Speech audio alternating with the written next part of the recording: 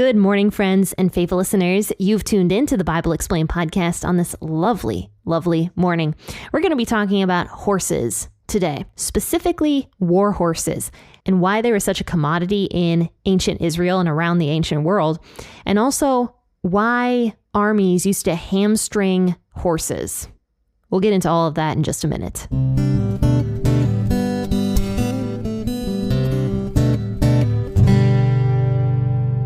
All right, so I think it's finally time. I think it is time to get a new set of headphones. I have been holding on to these since I started the podcast 6 years ago. And these are like a cheap pair that I got with my microphone when I first bought it.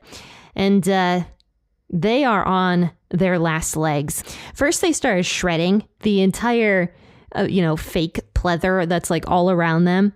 The headband, everything is just like shedding off. So I'm constantly finding these like little black flakes in my hair and on my clothes and everything.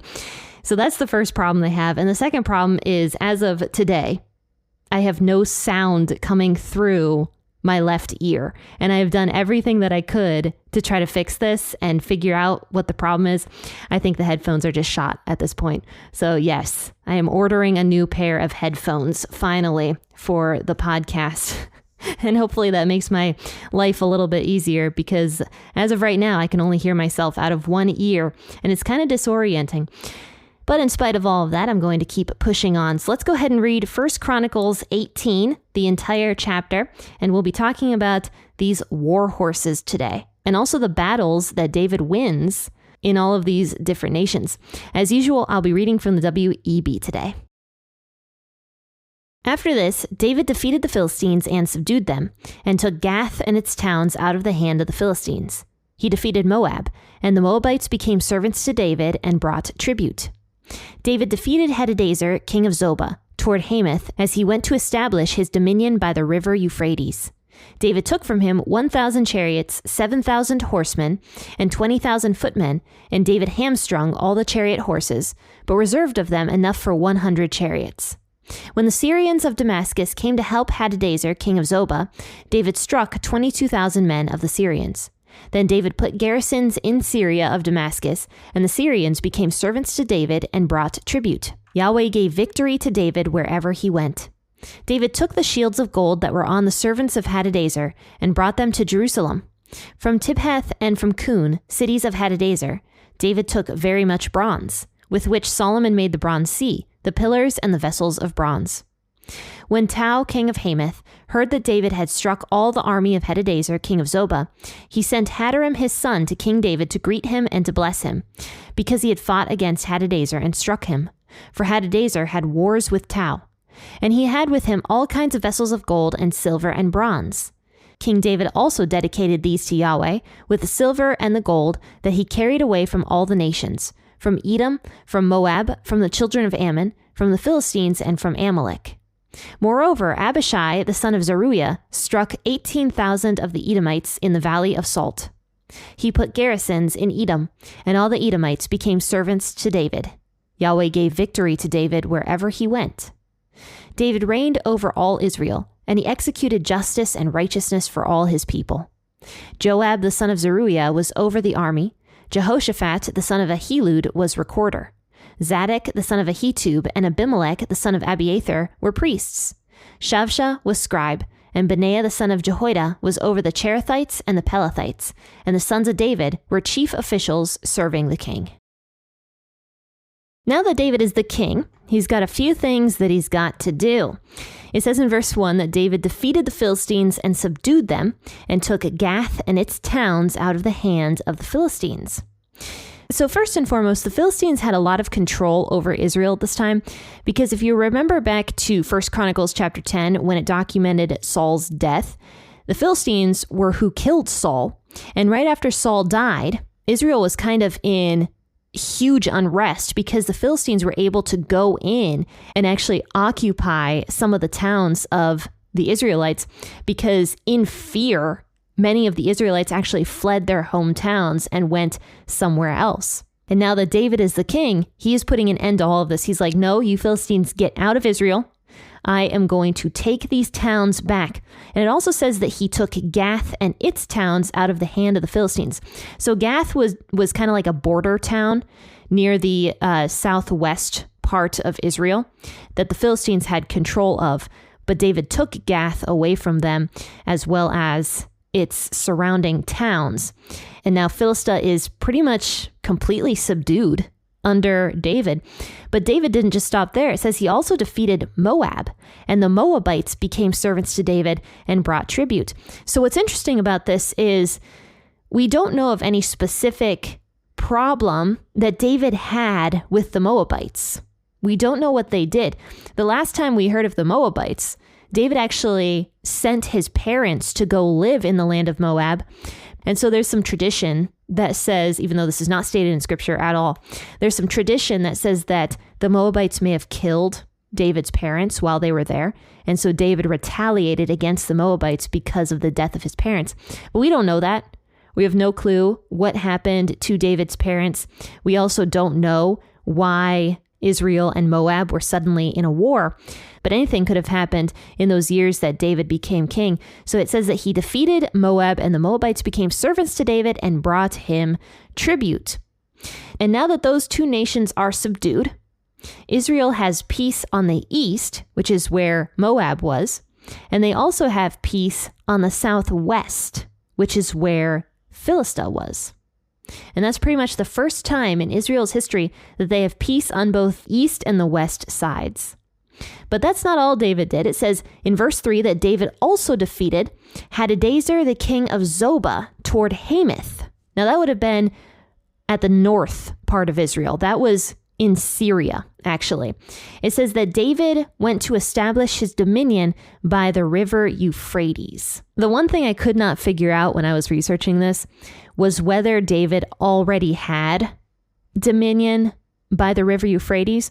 We do know that God promised that land to the Israelites. If you turn to Genesis 15, verses 18 through 21, God actually gives this promise to Abraham. In that day, Yahweh made a covenant with Abram, saying, I have given this land to your offspring from the river of Egypt to the great river, the river Euphrates, the land of the Kenites, the Kenizzites, the Cadmonites, the Hittites, the Perizzites, the Rephaim, the Amorites, the Canaanites, the Girgashites, and the Jebusites. So right there, God does in fact promise the land near the river Euphrates to the descendants of Abraham. But going back to 1 Chronicles 18, I am not sure whether that land near the Euphrates River was already in control of Israel and this king of Zobah was trying to attack it, or if David was the aggressor going up there to take that land from the king of Zobah. I am not exactly sure, but we do know that that land should have belonged to Israel because God, in fact, did promise it to them. So David goes up there. And he does, in fact, defeat Hadadezer, the king of Zobah. It says he took from him 1,000 chariots, 7,000 horsemen, and 20,000 footmen. And David hamstrung all the chariot horses, but reserved of them enough for 100 chariots. Now, I don't know about you, but when I saw the phrase, he hamstrung the horses, I did not like that. Because I like horses, right? I enjoy riding horses. I think they're cute and they're fun. But you have to remember something when you read scripture. First and foremost, this was the middle of wartime. Secondly, I do believe that David was trying to follow the Old Testament law when he was doing this. And I'll explain all of those in just a moment. But what is hamstringing a horse? Well, that means you cut the hamstring right near the butt of the horse. And that would effectively cripple the horse for some period of time. And the reason ancient armies would do this, it was not just the Israelites that did this, but many, many ancient armies, was because horses were a huge commodity in battle. In fact, they were considered a bigger commodity than cavalry, than foot soldiers. In fact, I believe the Egyptians didn't even use foot soldiers until much later on, until like 700 BC. Was when foot soldiers finally became more common in Egypt. Beforehand, they just had chariots and horses, which is what they would use in battle.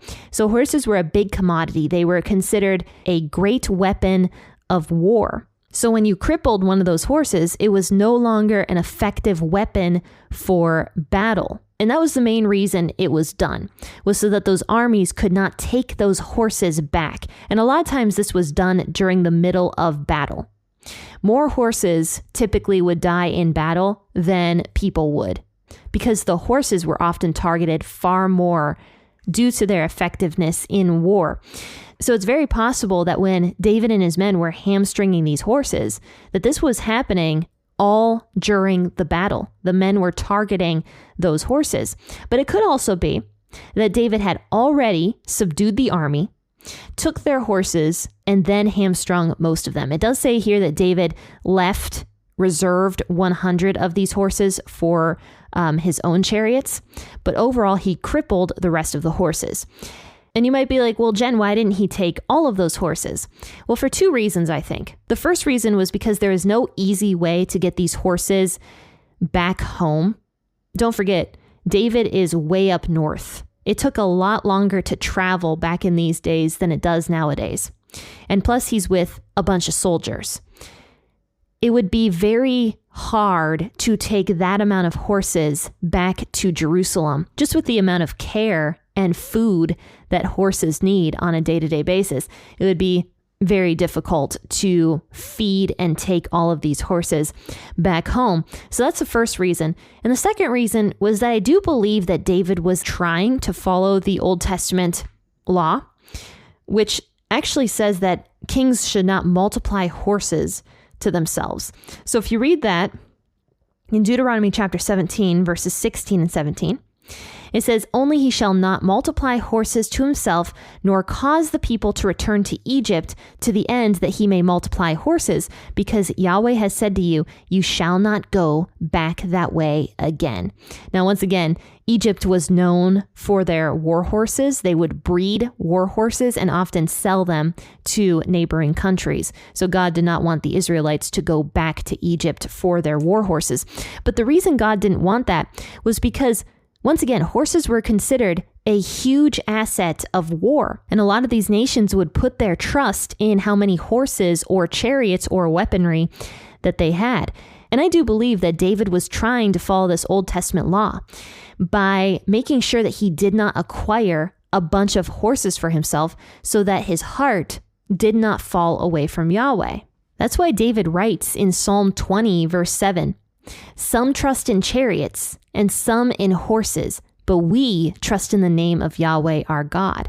But this was also something that was kind of common in this culture, was when you won the war, you took their weaponry away from that nation. If David just left all of these horses out in the field, then Syria could have just come right back, taken all their horses and put them in front of the chariots all over again, and probably tried to strike Israel all over again.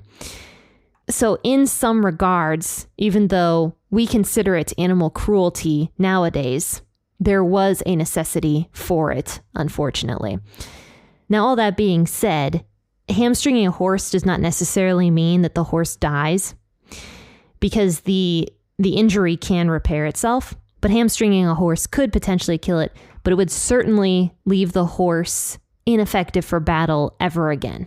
Now, I do want to apologize, because when I talked about this same passage in 2 Samuel chapter 8, I did not research hamstringing all that well as compared to today. And I taught that David had killed the horses. But now I no longer believe that, and I have a much more thorough understanding of what hamstringing actually is. It was not killing the horses, because if you were to kill the horse, you'd have to slit its throat. And apparently it's much more difficult to kill a horse in that way than it is to just effectively cripple them.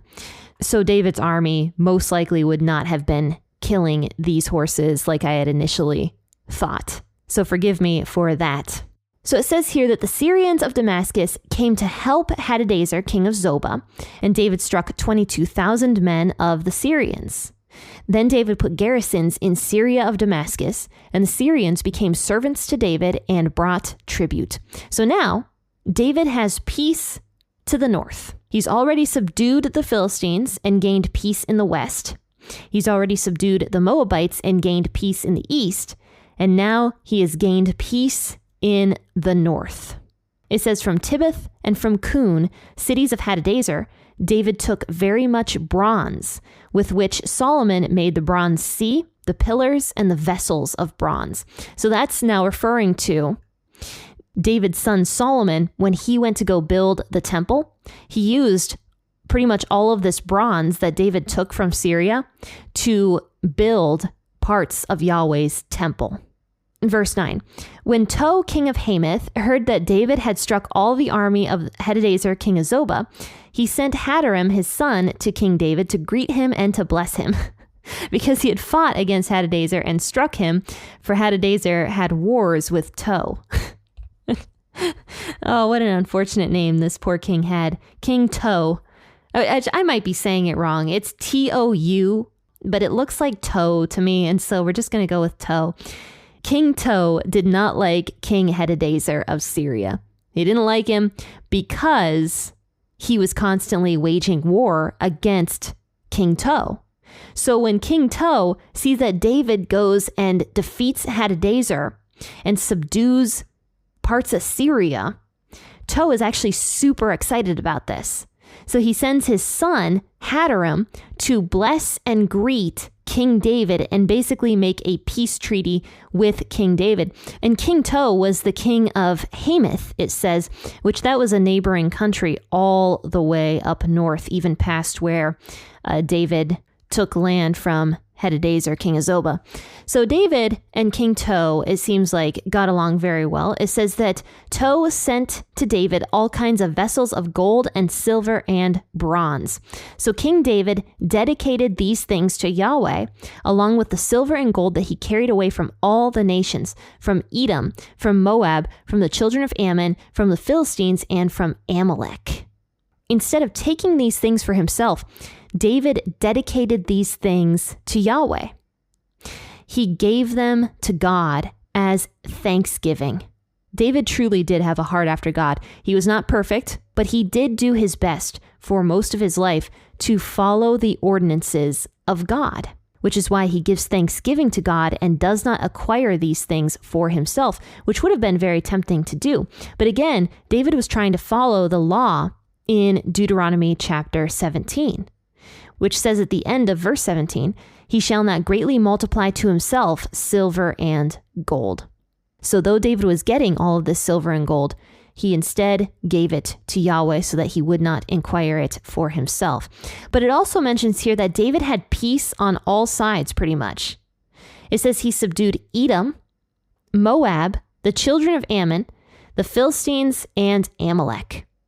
So that would be all the surrounding nations pretty much are in a peace agreement with David, such as the case of King Tou, or David subdued them in battle. So north, south, east, and west, which, by the way, the Edomites would have been on the southeast part of Israel.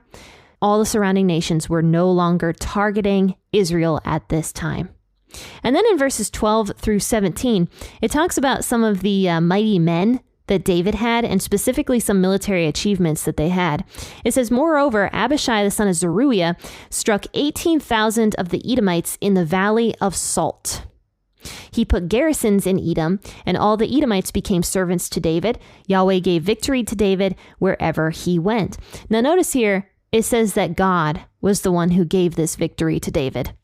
Anywhere David went, God gave him victory, because David was a man after God's heart, and God was on David's side.